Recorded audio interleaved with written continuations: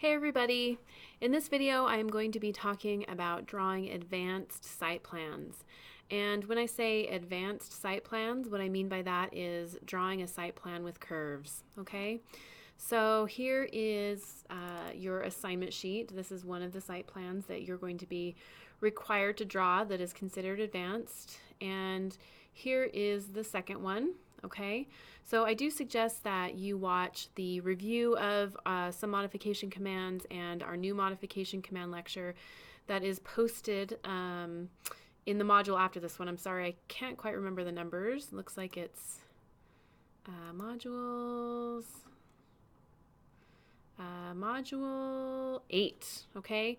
So I do want you to review these things before you actually draw your advanced site plan, so make sure that you watch these 3 videos before you start drawing them, okay? I think it'll be pretty helpful. So what I'm going to do today is I'm not going to go over a whole lot how to draw these site plan lines, because we did go over those in the basic site plan lecture, and really drawing kind of these basic straight lines is very similar, or it's identical to what we learned in that class, okay? What I will be going over that's different is how to draw these curves, okay? Now for this assignment, for right now, you're just going to be drawing the site plan with the curves and these chord lines, and you are going to be printing/creating an 11 by 17 inch print of these to Adobe PDF, and you'll be doing the same thing with this page here, and then you'll be submitting them for credit, okay?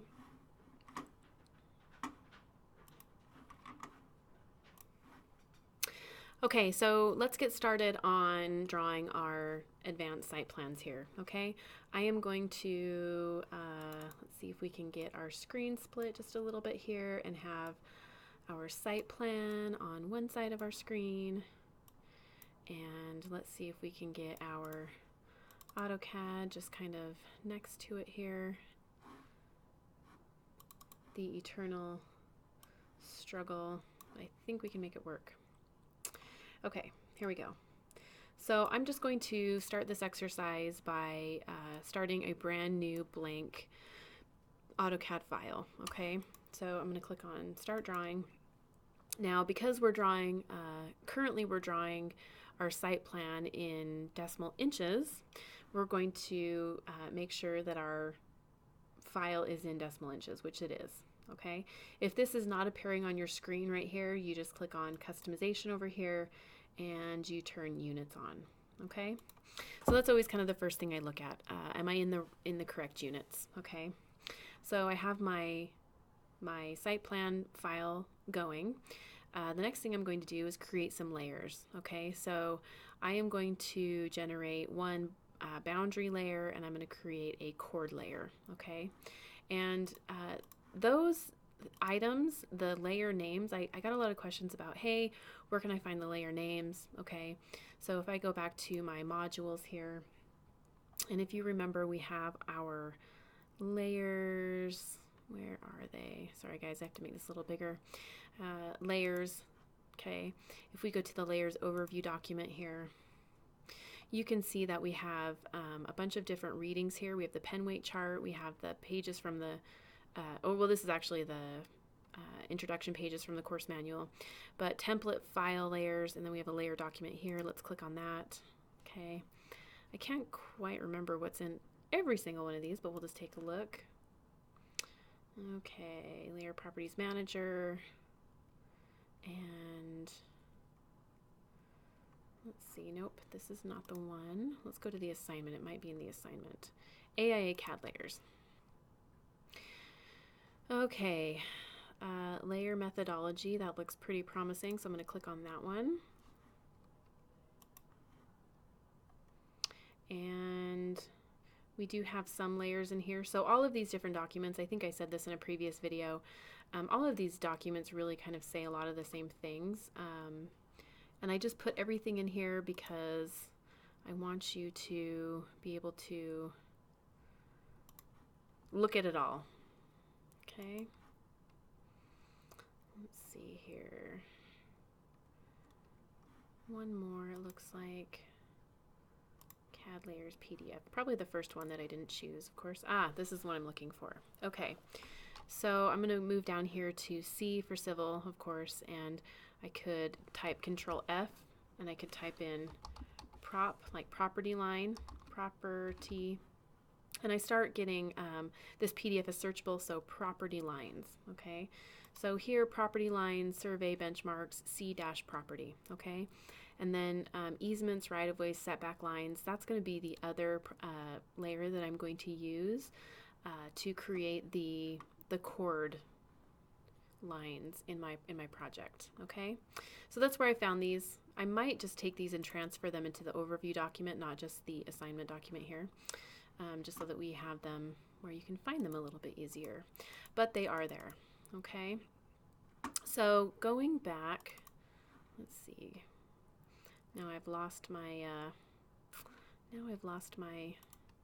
assignment file, so let's go back to that. Advanced site plan, there we go.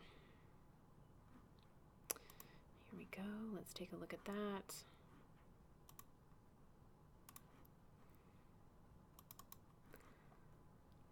Okay, so I can preview it here, but I've also downloaded it, of course, and so here it is, okay? All right, so I'm gonna start here, of course, but I need to create my layers first. So I'm gonna click on Layer Properties, and I'm going to create my layers here. So I'm gonna click on New Layer, and we will call this C-PROP, enter. And this one needs to be kind of a thick line, and if we remember, our thick line's gonna be index color 1. Okay, this is gonna be our second thickest. Actually, this one right here is going to be probably thicker than that. No, that's not true. Sorry, that's a different pen file I'm thinking of. So index color 1's going to be the thickest, so I'll choose that. Okay, and remember, you're going to use these index colors 1 through 9 for now. When we learn about hatch, we'll talk about this second line, but we're going to stay away from these colors up here. Don't use those colors, okay? I'm going to hit OK, and then the line type is going to be continuous. And I'm going to create one more layer. We'll call this C-property-ESMT, easement, okay? And I'm going to click on the color, and I know that I want this to be a thinner pen weight than the red one, but I'm not quite sure what color it needs to be. But I know it needs to be thinner, so I'm going to step down 2. I could even step down 3 pen weights, and that would be correct, okay? So just so that I can see a differentiation between these 2 pen weights. I'm going to hit OK. This line type, instead of being continuous, though, is going to be dashed. So create 2 layers, one for the border, one for the chord, dashed lines. Okay, so I click on line type. I don't have a dashed line type, so I'm going to choose load, and I'm going to come down here and I'm going to find dashed. That looks pretty good. I'm going to hit OK. Click on it, hit OK, and those look pretty good. I'm going to make C-prop my current layer so that I draw on it. Click, click. That looks really good right there. Close this out, and I'm ready to draw, okay? So you know me, I'm a keyboard person. I like to initiate all of my commands using the keyboard, so I'm going to type L for line, enter. I could have also chosen polyline, but I'm just going to work with line for now, okay? I'm going to start at point 0, 0, so we know that I'm going to type 0, 0, enter to begin my lines here. I'm going to turn dynamic input off because sometimes dynamic input will skew our input of site plan bearings. So I'm going to turn that off for now. That is this little object snap icon. And if that is not showing in your object snap toolbar, we're going to come down here to dynamic input and turn that on, okay? All right, so I'm going to turn that off. All of the craziness that was on my screen is gone now. And I'm just going to start typing in these bearings, okay? Now I want to remind you that when we look at this, this is a northeast bearing, right? And up is north, east, south, and west, okay? So everything is looking pretty good with this line. It is, you know, northeast is this direction, and it's starting here and moving northeast. Great. Northwest is this direction. Great. Northeast, again, it turns, right? So what I'm trying to point out here is that, you know, when you look at this site plan, if you start right here and you continue to draw this direction, you are going to get lines that are moving in the correct direction, which might sound a little bit weird, but sometimes a line, if it's northeast, it can move from here to there, northeast, okay? But also you could say this exact bearing, but southwest. So if we started here and went this direction, that is southwest, okay? So let's start drawing this, and I'm going to type in at, and oh, you know what? Sorry guys, I have to hit escape and I have to check one more thing, okay? I did see that I have my units set to decimal, but I'm going to type in units, enter, and I want to make sure that my angle is set to surveyor units. I didn't do that. That was bad on my part. And the precision is this third one down right there, okay? So I'm going to hit OK with that, and I'm going to start my site plan here. So I'm going to type line, enter, 0, 0, enter, and we've started.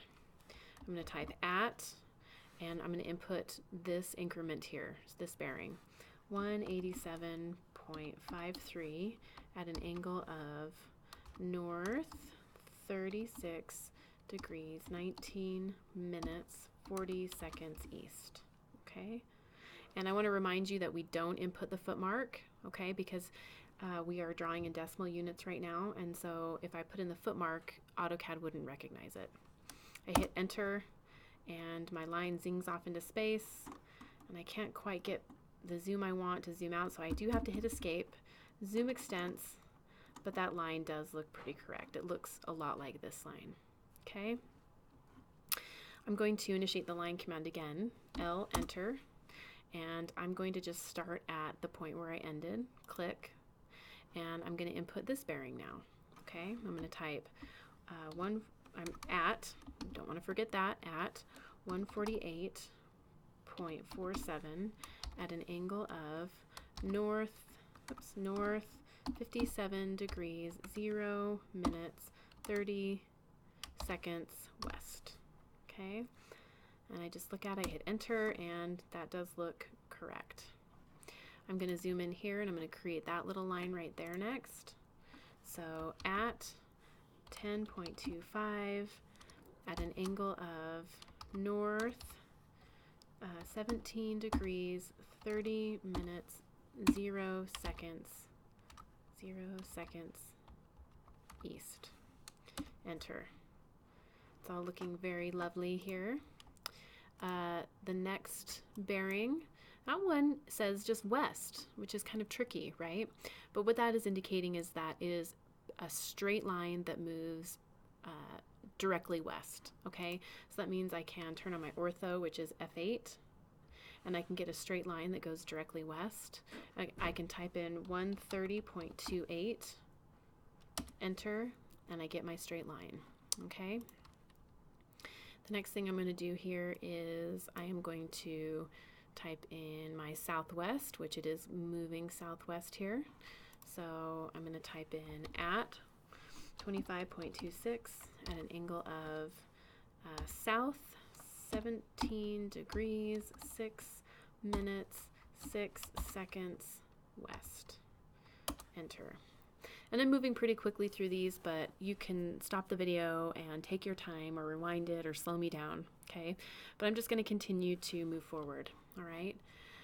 Now we've hit a point where I've gotten to what we call these chords, okay? And these chords, they're the dashed lines. So I'm going to come over here to AutoCAD and I'm going to hit escape.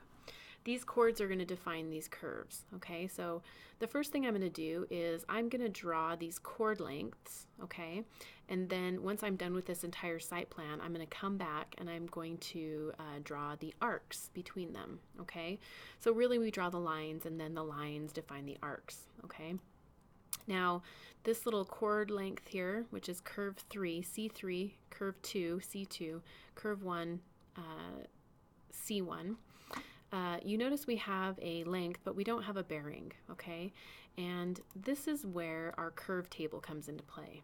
So this C3 right here, if I look over here on this table, C3 is south 39 degrees, 33 minutes, 29 seconds east, and the length is 26.22 feet, okay? The radius is going to be related to the arc, and we're going to do that in a minute. But I look at this, C3, and C3 is defined as this. So to continue my site plan, I'm going to type this in as my bearing for that line, that chord. But before I do that, I'm going to change this to my easement line type, my layer. Click on line. I'm going to start where I stopped. Okay.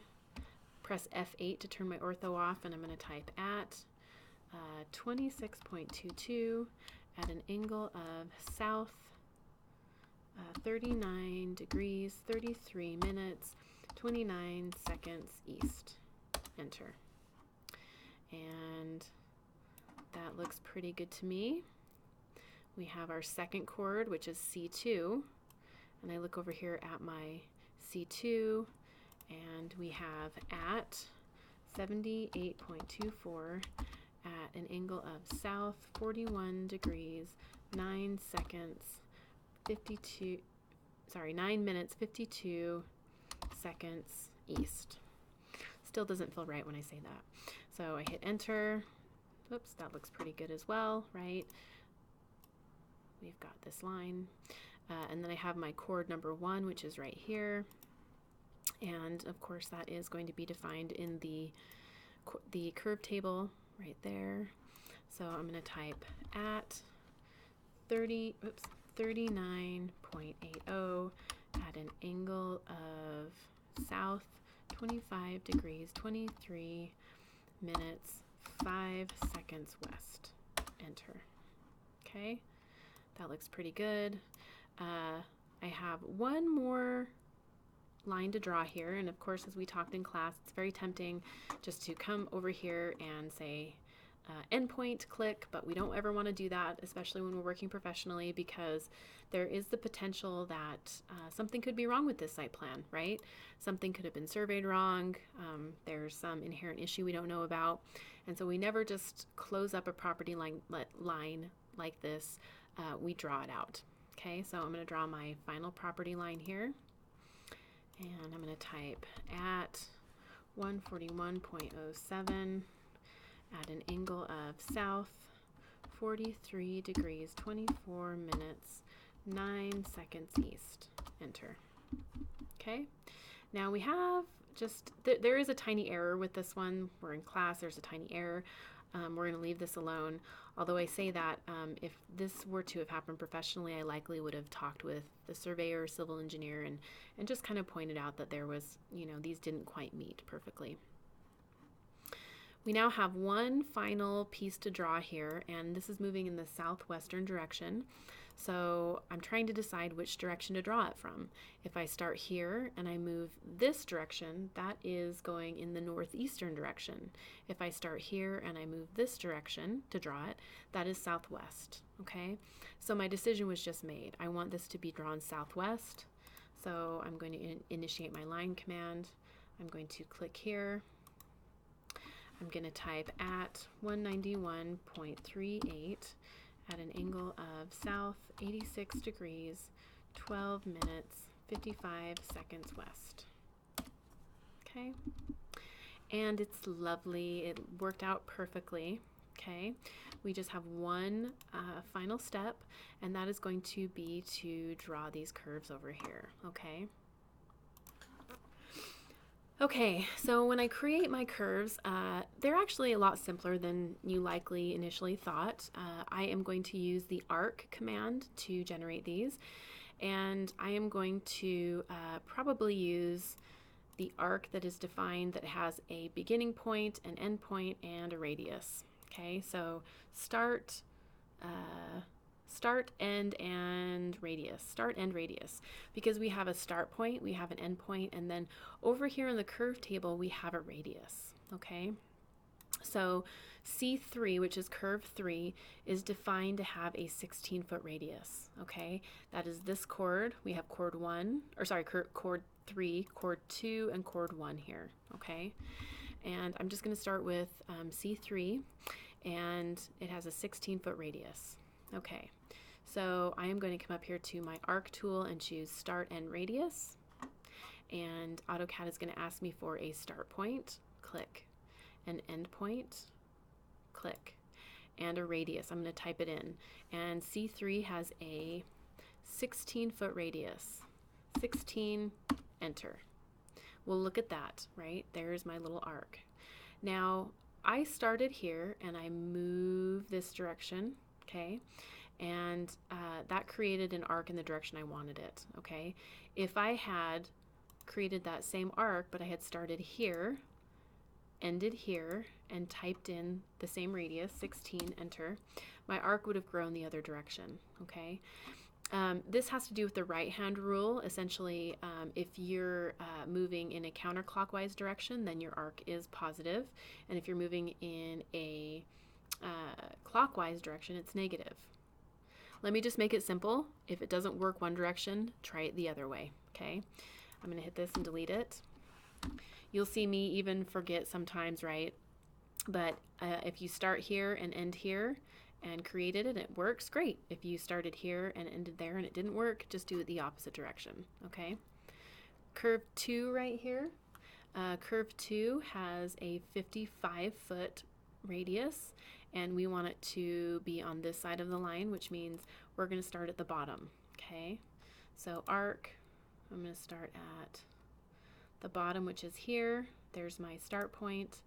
There's my end point. My radius is 55, and again, I don't put the foot mark because if I do, my decimal inches won't work. I'm going to hit enter, and there's my arc. Okay, my curve number 1, it wants to be on this side of the site plan, and it has a 55-foot radius. So I'm going to start down here, end right there, type 55, enter, and there we go. Okay, I'll let you rewind that and watch that again if you want to see me do it again. But pretty straightforward. We will be going through the next site plan. At least we'll start it. I'm not going to finish the entire thing, but really that's how you're going to go about doing this. Okay. One final thing before we finish with this site plan. Of course, we have to scale it up by a factor of 12, and we have to print this to an 11 by 17 PDF. Okay. So what I'm going to do is, silly me, I always forget if I've scaled this object or not. So I'm going to come down here and I'm going to draw a line, and I'm going to make it a specific increment, like 10. Okay. And then I'm going to scale this whole thing. And I know that if I scale this site plan by a factor of 12, 12 times 10 is 120. And so I know that if I scale this, and this was supposed to be 10 and it's 120, I know I've scaled it correctly, okay? Because I think one of the biggest things I see students make errors on is they forget that they've scaled it, or they're not sure it's worked, or they scale it twice or whatever, okay? So draw this little line down here, make it an increment and then when you scale it, you can tell if it's been done properly, okay? So I am going to scale this. So I'm going to, where's my scale? Let's see. I think it has been hidden because this is all squished. Scale right there. Okay, scale is right here. So I'm going to click on scale. I'm going to select all the objects I want to scale. I'm going to hit enter one time. I'm going to click a base point, and I want that to be just my starting point. So I click and I type. See, it immediately starts to, this is scaled down, but I can scale it up. I'm going to type 12, enter, and I zoom out. Nothing looks different, right? It looks the same. That's the confusing part about this. But what I can do is come here and I can type in DIST, enter, click once, click twice. It shows 120. I now know that this has been converted from engineering or decimal inches to architectural. So I can delete that. I can come down here and change this to architectural, zoom extents, and my final step will be to print this to a PDF. Okay, so Control P. I'm going to choose Adobe PDF as my printer. And I'm going quickly through this because I know you can rewind this video, okay? So I'm going to choose 11 by 17 as my page size. I want to choose a window. So I'm going to select my site plan. There we go. I'm going to center the plot. I'm going to uncheck that, and I'm going to choose a scale. So I'm going to kind of start, because I know that this is kind of a big object, I'm going to choose 1/16. Still too big. I'm going to choose 1/32. Well, better than 1/16. So we're going to leave it at that, 1/32. Okay. Portrait. And I'm going to choose my pens here. Oh, my pens are not loaded. Shoot. Okay. So I have to cancel, and I need to load my LaserJet CTB file. Let's go back to our canvas here. Okay. I'm going to go back to modules. And let's see. We want to go to printing to model space. Just in case you've forgotten. Let's see. Where's our CTB file? I think it's probably in the assignment. Printing to scale model space. There is our LaserJet CTB file. So I'm going to click on that and download it. And I'm going to show this in the folder. I'm going to right click and copy it. And then I'm going to go back to AutoCAD. And I'm going to load it into AutoCAD. And to do that, I'm going to go to the application menu, print, and I'm going to choose manage plot styles. I'm going to right click and paste that file into here, and by doing that I've just loaded my LaserJet CTB. Okay. Now, one thing I actually did just forget to do is I didn't actually adjust my LT scale so that these lines look like they're dashed. Okay. And so I'm going to go back over here to my modules, and I'm going to remind you that under printing to, or let's see, which one? Printing to model space. I think this is the one. And I know it's not really easy to remember where all this stuff is, right? But I'm hopefully showing you. Plot scale factor. Okay. So our plot scale factor, this is not the document I wanted. Let's see. I want to print screen dialog box. I want to show you how to change the LT scale, okay? And I actually think I need to go back one here. Printing and models, print settings, plot scale factors. I thought this was the one. Let's look at that one more time. Okay. Nope. But I do see it here. So in the video, this very first page, this is the plot scale factor chart, and that's what we want to use to find the plot scale factor. Okay. You know, guys, I'm not going to search for it right now. It's in here. I will come back to it, okay? But I just want to say, so I think that what we're going to have to do here is we are going to change our LT scale on this drawing, and I'm going to type LTSC, LTSCALE, hit enter, and I'm going to type in 96, enter. And I did that because 96 is half the scale factor for our what we're going to plot the scale of this at. I'm going to choose previous plot. So I was going to do, I was going to print this. Let's do 11 by 17 window. There we go. And this is going to be 1/32, okay? And center the plot window, 1/32. I'm going to choose my LaserJet. There it is. We need that. If we don't use LaserJet, we will get colored lines. And if I get a PDF with colored lines, you will lose points. Okay. 1/32. So the scale factor for 1/32, really, let's open up our calculator here. It's really easy to determine. So 1/32. So we're going to take 32 and we're going to times it by 12, and that's how you determine your scale factor. 384. I'm going to divide that by 2, and I get 192, okay? So that's what my LT scale should have been. I think I did 96, but you'll do 192. My lines do look dashed, so I'm still pretty happy with it. I'm going to preview this now. And it looks pretty good. I'm going to hit escape here. One thing I did forget to change was I want this to be a portrait print. Let's preview that again. And that looks wonderful. Okay, that's exactly how it should look. So I'm going to hit escape. I'm going to hit OK. And it's going to say, where would you like to save this? And I'm just going to go to my downloads folder and we'll call this site plan, right? And hit enter. And here is my lovely site plan. Okay. Now, if it had been rotated on its side, I want to see PDFs that are the right orientation. Okay. While you're in Adobe Acrobat like this, and you all have access to Adobe, so there's no reason you shouldn't be able to do this, you can come over here to organize and you can rotate it, okay, and make it look the way that it should be. So that is our final PDF. It's perfect. That's exactly what you should submit. And I'm actually going to end this video here, okay? And I'm going to create a second video, and we're going to draw part of this. I'm not going to do the whole thing here, but we will start this this site plan here with curves, okay? Thanks, everybody.